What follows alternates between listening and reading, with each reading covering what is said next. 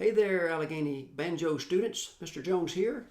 And this session is going to be about banjo clawhammer basics. And clawhammer is one way of playing the banjo. There's finger picking the banjo, which the bluegrass players do, and some old time players do that too. But this time, the old time technique of clawhammer is going to be based on about three kind of ingredients in the recipe. You got a note, which is just one string. It could be any string. It could be the first string over and over.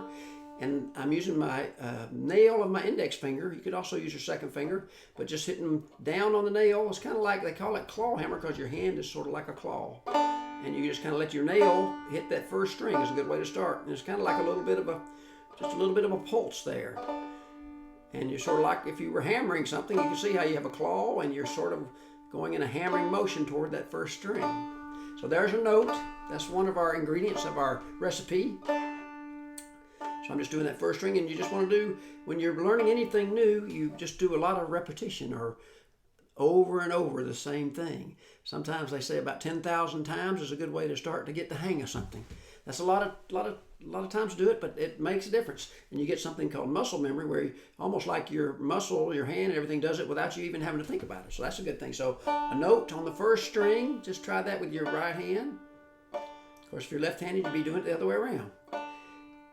And then we're going to have a brush or a strum, and that's 2 or 3 more strings than one. So we'll just brush 2 or 3 strings, and I'm using maybe back of 2 fingers, my index finger, my first 2 fingers, just letting them kind of brush down like a strum, like a guitar player would do with a pick.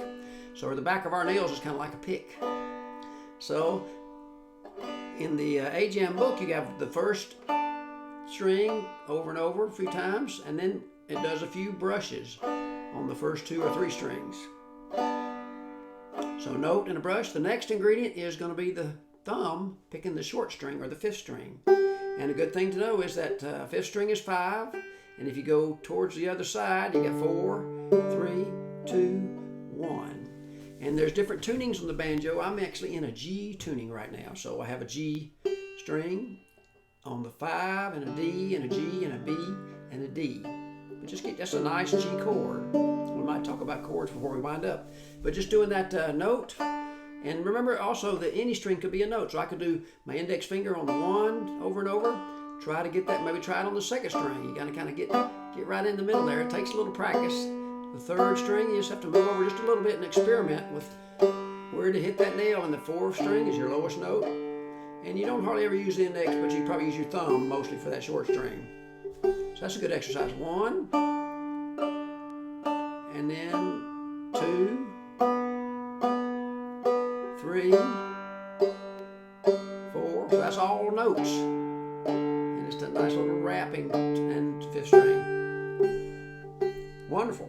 So any string can be a note. And then what you can do is start mixing it up. You got those 3 ingredients of your recipe. So maybe do the first string note and the thumb back and forth. And string-wise, you got 1 and 5. Note, thumb, over and over. You can just do that as many times as you like. So that's a note and a thumb. Now why don't we try a brush and a thumb? So brush and a thumb. So I'm using my first 2 fingers for a brush and my thumb for the short 5th string. Brush and a thumb. Maybe a note and a thumb. One more time on the brush thumb.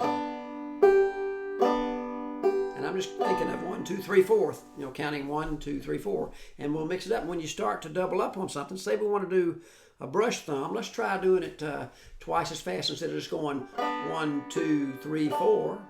Let's try going 1 and 2 and 3 and 4 and. So putting in the upbeat, like if you're tapping your foot, it'd be down on 1 and you lift your foot up to be on the up. So 1 and 2 and tap and tap. So let's do brush, thumb, brush, thumb, brush, thumb. 1 and 2 and 3 and 4 and nice. You could also do the same thing with a note thumb. And that's again on the upbeat, putting that half is 1 and 2 and 3 and 4 and then what happens? Maybe try the note and the brush, just slow again. Note, brush, note, brush. start to see how you start to get melodies just out of that open chord. We're not mashing with our left hand. It's all open strings right now. And that's probably a good thing to work on. We'll do one little melody in a minute to wind up with. But so now let's put those three ingredients together. You're going to have a note, taking up a whole beat, and then we'll do that quicker brush thumb. So a note is one beat, and then brush thumb is the two band. Some people say bum diddy, right? Or just long, short, or note, brush thumb. So let's do that over and over a few times. 1, 2, here we go. Note, brush thumb. It's that first string and then strum and a thumb. And 1, 2, 3, 4. 1, 2, and 3, 4. Beautiful. That's the basic clawhammer lick. It sounds good. Great.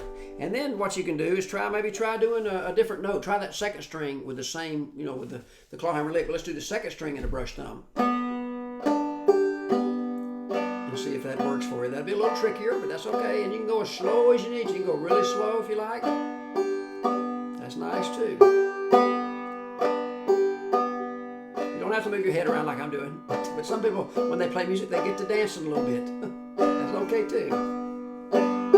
And then what I've done, let's just look at one last thing before we do a little scale to wind up with. So you got the note, one string, a single string, could be any string, except the short strings, usually your thumb. The brush is several strings with the wrapping down. You're all going toward the ground. The note down with the nail, and the brush is down with the nails. And then the thumb is actually like a finger picking. Your thumb grabs the string. And you can kind of leave that thumb over here on the side a little bit. It doesn't have to move so far. Watch my thumb when I do the other. So it doesn't have to go very far. It kind of circles around that little area. It's like it's got the one little playing field there. Note, brush, thumb. The thumb's not moving too far away from its home base. So let's just try another chord for a second, a little small chord. The way you do your the tablature, which is on the AJM book, you'll see some of this. Is going to be your lines or your strings. So the top line is going to be the first string. It's kind of like the banjo's lead, if I did it this way. The first string would be the top line. And then if you have a number, like a 0, that'd be the first string open. So if you see a 0, 1, 2, 3 zeros, 4 zeros in a row on the first line, the top line, that's the first string. Open, open, open, open. And if it's on the bottom line, that's the short string. The bottom line, the fifth line, would be the fifth string open, open. Pretty cool. So if you see numbers like 1, the main thing about chords, we'll wind up with this, is your first finger is my index. You'd see a chord diagram, and that's we've talked about this before. Some of the folks have had some classes at AJM. Which finger, which string, which fret. So I'll just do a C chord, my first finger, second string, first fret, and then I'm going to do my third finger, first string, second fret, and that's just a small C chord. And you have to kind of get used to mashing your thumb in the back and mashing a little bit. So this way, chords are where you have to start working on your left hand. Right now, we're kind of focusing on the right hand and the clawhammer basic ingredient for the lick and doing melody. So C chord looks like that. And then if you keep your first finger on that second string, first fret, and put your second finger on the third string, second fret, you have a nice D7 chord. So what you could do, just to wind up, I'm just going to strum, just do a nice soft strum with my thumb. Open G. And I'm going to do that C chord, and then I'll have a D7, and then I got that G chord. And the G note is the third string, and the C note, when you're playing that C chord, is the second string, and the D note is that low string. So what I'm going to do to wind up with for your left hand chord practice, once you get the right hand going good, and you can experiment and ramble around and have fun, it's just going to be the third string open, and that over and over, the bass, a note, brush, thumb for G. Then I go to C chord, I'll do the second string note and brush, thumb. Just stay there, that's what your C chord sounds like. Back to G, open chord, open third string, note, brush, thumb. And then D7, the other chord with the low string note. That sounds good. One more time to wind up with G, C chord, second string is the note, back to G, third string, and that low string with the D7 chord. last thing on the sheet in the AJM book for basic clawhammer banjo technique is just I'm doing the third string, I'm doing a scale and doing a note brush thumb.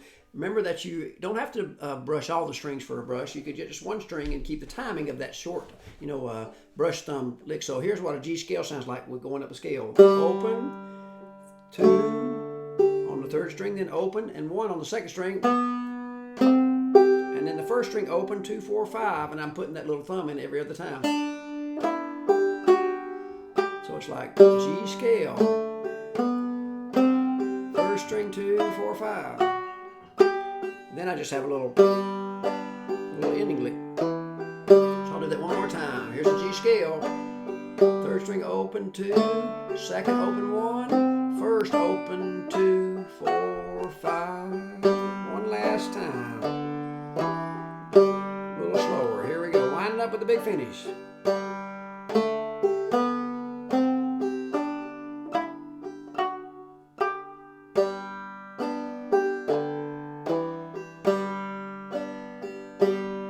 The banjo is a wonderful instrument, a lot of repetition. You can just pick, do a note over and over, or a brush over and over, or a thumb over and over. Start mixing and matching, and before you know it, you'll be playing songs and tunes, and I think you'll have a lifetime full of banjo fun. So hope that helps you on the start to the road to banjo clawhammer basics.